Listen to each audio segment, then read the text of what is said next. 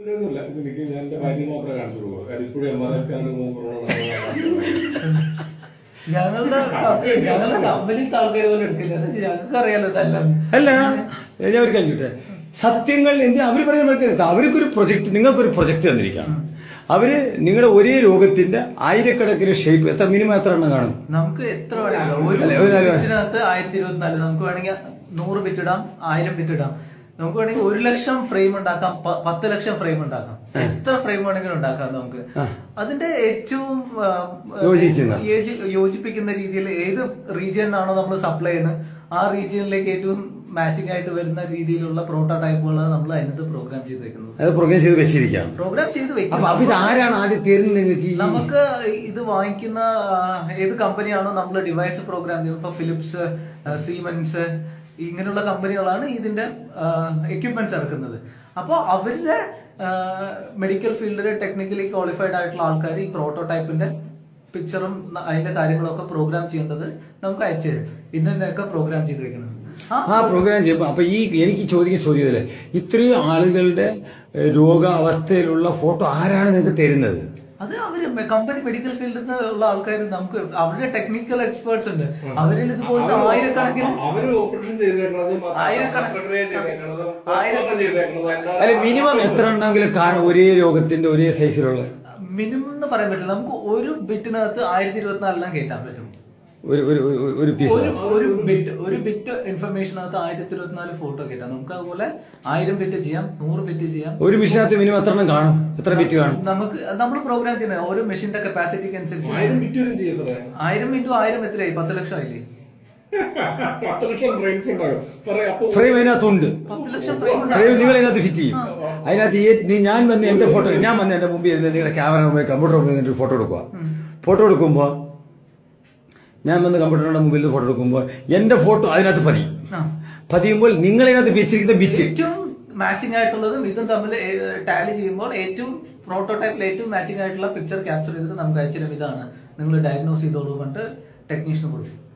Technician എന്താ വെച്ചാൽ അതിനകത്ത് ഓൾറെഡി ഇൻസ്ട്രക്ഷൻ ഉണ്ടാവും. ഓരോ രോഗത്തിനും തന്നെ ഇൻസ്ട്രക്ഷൻസ്, ആ ഇൻസ്ട്രക്ഷൻ അനുസരിച്ച് ടെക്നീഷ്യൻ ഡയഗ്നോസ് ചെയ്യും. അങ്ങനെയാണ്. അപ്പൊ ഞാൻ ചോദിക്കുന്ന അടുത്തൊരു ക്വസ്റ്റ്യൻ ഇതാണ്, ഈ ടെക്നീഷ്യന് ഇതിനെ ഡീറ്റെയിൽസ് അറിയേണ്ട കാര്യമില്ല. അപ്പൊ ആർക്കാണ് ഇതിന്റെ ഡീറ്റെയിൽസ് അറിയേണ്ടുന്ന ആള്? ഡോക്ടർക്കാണ് അറിയാം. ഡോക്ടർക്ക് അപ്പൊ ഇത് പഠിച്ചിട്ടുണ്ടോ? ഡോക്ടർ ഇത് പഠിച്ചിട്ടുണ്ടാവണം. അവിടെയാണ് ഇമ്പോർട്ടന്റ്. ഡോക്ടർക്ക് ഇത്രയും സൈസ് സാധനങ്ങൾ, അപ്പൊ ഒരു മിനിമം 25 വർഷമെങ്കിലും എക്സ്പീരിയൻസ് ഉള്ള ആൾക്കാരുടെ മുമ്പിൽ നീ 4 ടൈപ്പില് ഈ സാധനം അങ്ങോട്ട് കൊടുക്കുമ്പോഴല്ലേ? അതല്ല, വേറൊരു ഇമ്പോർട്ടന്റ് ആയിട്ടുള്ള കാര്യം, ഒരേ ആളുടെ MRI സ്കാൻ 5 സ്ഥലത്ത് ചെയ്തു കഴിഞ്ഞാൽ നമുക്ക് 5 ഡിഫറെന്റ് ഡയഗ്നോസിസ് കിട്ടും. അതാണ് ഇമ്പോർട്ടന്റ്. അതിന്റെ കാര്യം അതാണ്. പ്രോട്ടോടൈപ്പിൽ നമ്മൾ കൊടുക്കുന്ന ബിറ്റ് അതിനകത്ത് ഇല്ലാന്നുണ്ടെങ്കിൽ ഏറ്റവും മാച്ചിങ് ആയിട്ടുള്ള എടുക്കുള്ളൂ. അപ്പൊ 5 തരത്തിൽ വരില്ലേ? അവർ ഓരോരുത്തർ അതല്ലേ കിട്ടുള്ളൂ. അതുകൊണ്ട് ഇവിടെ അനിൽവേദിക്ക് പോയി എടുക്കുമ്പോൾ വേറെ അനിൽവേദിക്ക് കൊടുക്കുന്നത് വേറെ സാധനം കൊടുക്കും. കാരണം നമ്മളിപ്പോ ഷുഗർ 5 സ്ഥലത്ത് റിപ്പോർട്ട് ചെയ്തപ്പോ 5 കിട്ടിയില്ലേ? ഈ 5 കിട്ടുന്നില്ലേ? പറയുന്നത് MRI കുറച്ച് ബെറ്റർ ആണ്. മറ്റു ചെറിയ ചെറിയ സ്കാനിങ് ഒക്കെയാണെന്ന് വെച്ചാൽ ശുദ്ധ തട്ടിപ്പാണ്. MRIയിലൊക്കെ കുറച്ചെങ്കിലും നമുക്ക് ഒരു 90% എങ്കിലും ആക്യുറസി വരും. എങ്ങനെ ആക്യുറസി വരും? എന്റെ സാറേ ഞാൻ ചോദിക്കട്ടെ, ഇപ്പോൾ നിങ്ങളുടെ കമ്പനിക്കാരൻ പറയാണ് ഇതിനകത്ത് രോഗമില്ലാത്തവന്റെ ഫോട്ടോ ഇടണ്ടെന്ന് പറഞ്ഞു കഴിഞ്ഞാൽ അവൻ പ്രോഗ്രാം ചെയ്ത് തരുന്നത് ഇതാണ്. ഈ കമ്പനിക്കാരനോ അല്ലെങ്കിൽ ഈ മെഡിക്കൽ ഫീൽഡുകാരൻ നിങ്ങൾക്ക് തരുന്നത് രോഗമില്ലാത്തവന്റെ ആണെങ്കിൽ മാത്രമാണ് നിങ്ങൾക്ക് തരുന്നത്. രോഗം ഉള്ളവന്റെ മാത്രമാണ് തരുന്നത്. ഇല്ലാത്തവന്റെ ഫോട്ടോ അതിനകത്ത് ഇല്ലെങ്കിലോ? ഒന്നും നമുക്കറിയില്ല. നമുക്ക് എന്താ തരുന്ന വെച്ചാൽ അതിലെ കമ്പ്യൂട്ടർ ഏറ്റവും മാച്ചിങ് ആയിട്ടുള്ള പ്രോട്ടോടൈപ്പ് എടുത്ത് തരും. അതിന് അനുസരിച്ച് ഡയഗ്നോസ് ചെയ്യും. അത്രേ ഉള്ളൂ.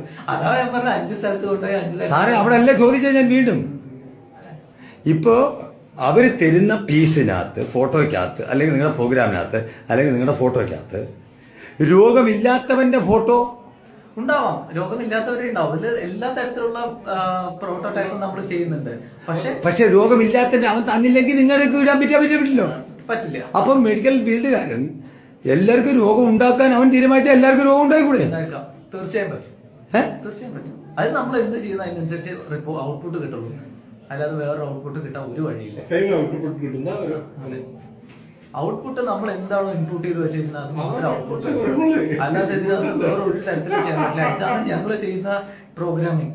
ഇതിനകത്ത് കൂടെ വേറെ ഒന്നും ചെയ്യാൻ പറ്റില്ല. അത് ഞങ്ങൾ ടെസ്റ്റ് ചെയ്തിട്ടാണ് ഓഫീസിൽ നിന്ന് ഓരോ സോഫ്റ്റ്വെയർ അയക്കുന്നത്. ഇതിന്റെ ലൈഫ് സൈക്കിൾ വഴി ആദ്യം പ്രോഗ്രാമിംഗ് ചെയ്യണം, ടെസ്റ്റിംഗ് ചെയ്യണം, അത് മെയിൻ്റനൻസ് ചെയ്യണം, അതിനുശേഷമാണ് ഇത്. ഇനിയിപ്പോ സാർ ഒരു കാര്യം ചോദിച്ചു, ഇപ്പൊ നിങ്ങളിപ്പോ ഇത്രയും ചൊറിച്ചിലുണ്ടായിരുന്നു, ഇതേപോലുള്ള ചൊറിച്ചിലുള്ള വേറെത്തിനുണ്ടോ ലോകത്ത്? ഇല്ലല്ലോ, ഇല്ല. അപ്പൊ എന്റെ ചോദ്യം അവിടെയാണ്, ഇതേപോലുള്ള കുറെ ചൊറിച്ചിലുള്ള ആൾക്കാരുടെ ഫോട്ടോ അല്ലേ എടുക്കാൻ പറ്റുള്ളൂ? ഒരാളുടെ അസുഖം പോലാണോ വേറൊരാളുടെ അസുഖം? അല്ല. അപ്പൊ ഇതിനകത്ത് നിങ്ങൾക്കത് ഏകദേശം മാച്ച് ഉള്ളതല്ലേ തരുള്ളൂ? പ്രോഗ്രാമിംഗ് ചെയ്ത് വെച്ചാൽ അത്രേ ഉള്ളൂ, അതിൽ ഒരു മാറ്റമില്ല. ഇനിയിപ്പോ ഡോക്ടർമാര് മാറ്റി മാറ്റി പറയും അത് അവരുടെ ജീവിതമാണ്, നമുക്കറിയില്ല. ഞങ്ങൾ പ്രോഗ്രാം ചെയ്യുന്നത് ഞങ്ങൾക്ക് അറിയാം ഇതാണത്. അപ്പൊ എന്റെ ചോദ്യം വീണ്ടും ചോദിക്കുന്നു, ഇപ്പൊ സാറിന്റെ നിങ്ങളെ ഇപ്പൊ ഒരു ചൊറിച്ചിൽ കണ്ടു, ഈ സോറിയാസ്. ഞാൻ ഈ സോറിയാസ് ഇതുപോലെ വേറെ തന്നെ ഞാൻ കണ്ടിട്ടില്ല. ഇതുപോലെ ഏകദേശം മാച്ചിക്ക് വരാം. ഇത്രയും ചൊറിച്ചിൽ ഇന്ന ഭാഗത്തല്ല വരുന്നത്. ഇപ്പൊ നിങ്ങളവിടെ ചൊറി പോയിട്ടും ആ താഴത്തെ കറുപ്പ് മാറിയിട്ടില്ല, തലയുടെ എല്ലാവർക്കും ആ കറുപ്പ് മാറുന്നുണ്ട്. അപ്പൊ എല്ലാവരും ഒരുപോലെ ഇല്ലല്ലോ. നിങ്ങളുടെ തലയിൽ ഈ സാധനം 10 ദിവസം കൊണ്ട് മാറി, വേറൊത്തിന്റെ വരുന്നത് 100 ദിവസം കൊണ്ട് മാറിയത്. അങ്ങനെ ഒരു പ്രൊജക്ട് ചെയ്യണമെങ്കിൽ തന്നെ 10 ജന്മം എടുത്താൽ നടക്കൂല. ഏകദേശം ശരിയല്ല, അതാണ് എന്റെ സത്യം. കാരണം നിങ്ങൾ 10 ദിവസം കൊണ്ട് മാറി, വേറെ തന്നെ ഞാൻ 3 കൊല്ലം കൊണ്ട് ചികിത്സിച്ച ആൾക്കാരുണ്ട്. 3 കൊല്ലം ചികിത്സിച്ച ആൾക്കാരുണ്ട്. ശരിയല്ലേ? അപ്പൊ ഇത് ചുരുക്കി പറഞ്ഞു കഴിഞ്ഞാൽ ആരുടെയും രോഗം ആർക്കും ഒരു MRIയിലും ഒരു HRIയിലും ഒരു പെപ്സ്കാനിനകത്തും കണ്ടുപിടിക്കാൻ പറ്റില്ല എന്നെനിക്ക് ഉറപ്പിച്ച് പറയാമോ, തറപ്പിച്ച് പറയാമോ? കാരണം നിങ്ങളാണ് ഈ പ്രോഗ്രാം ഫിക്സ് ചെയ്യുന്ന ആള്, നിങ്ങൾ പ്രോഗ്രാം ചെയ്യുന്ന ആള് നിങ്ങളാണ്. ഇവിടെ എത്ര പറഞ്ഞാലും ഇവിടുത്തെ ഡോക്ടർമാർ പോലും സമ്മതിക്കാത്ത ആൾക്കാർ ഇവിടെ ഉണ്ട്. അതല്ല ഞാനിവിടെ പറയാറുണ്ട്. ഇപ്പൊ എല്ലാ ക്ലാസ്സിലും പറയും കൊടുക്കാം, ധൈര്യമായിട്ട് ഞാൻ കൊടുക്കാൻ പോവാ. കൊടുക്കല്ലോ, ഫോൺ നമ്പർ വെക്കുന്നില്ല, ഫോൺ നമ്പർ ഇരിക്കാം.